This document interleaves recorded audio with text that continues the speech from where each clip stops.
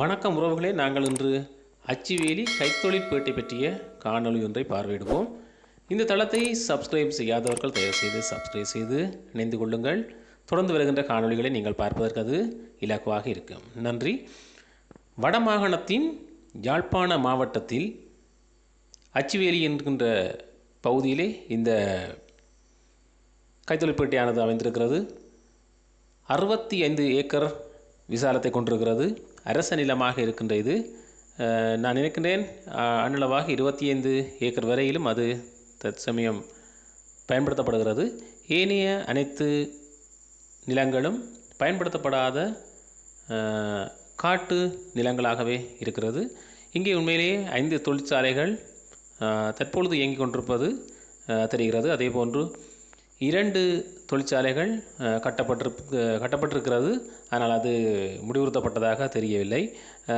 வேறு யாராவது அதற்குரிய தகவல்கள் இல்லை மேலதிக தகவல் தெரிந்தால் நீங்கள் பதிவிட்டுக் கொள்ளுங்கள்.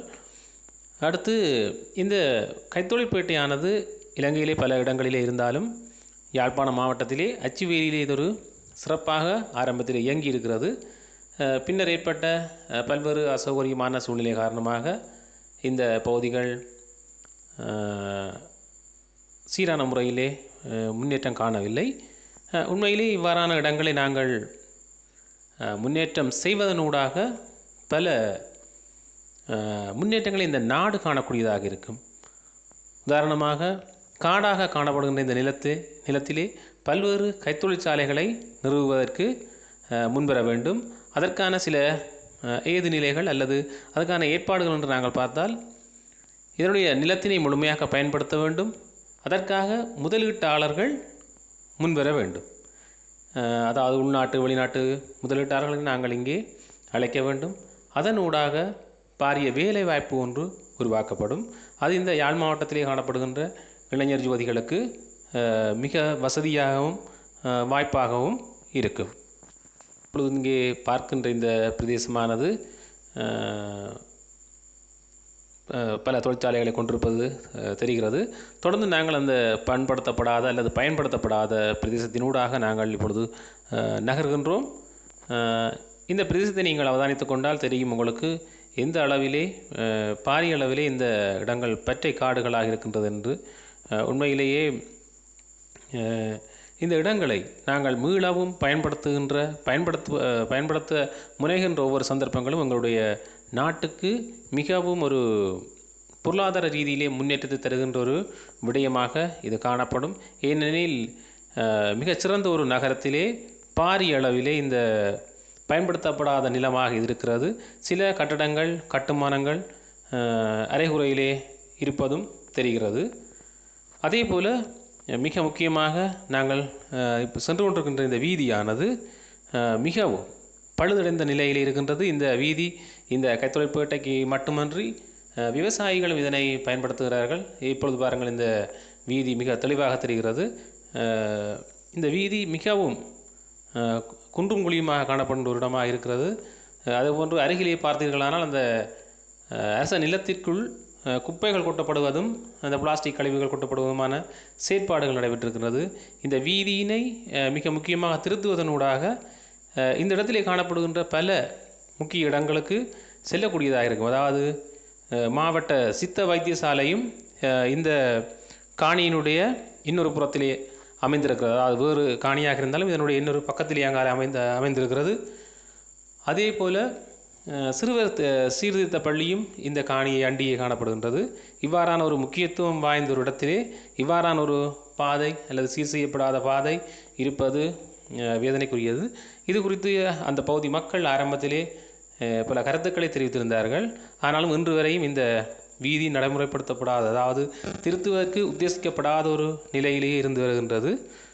அதனால் இந்த வீதியினை திருத்தி மக்களுக்கு வழங்க வேண்டும் என்பதும் ஒரு வேண்டுகோளாக இருக்கின்றது.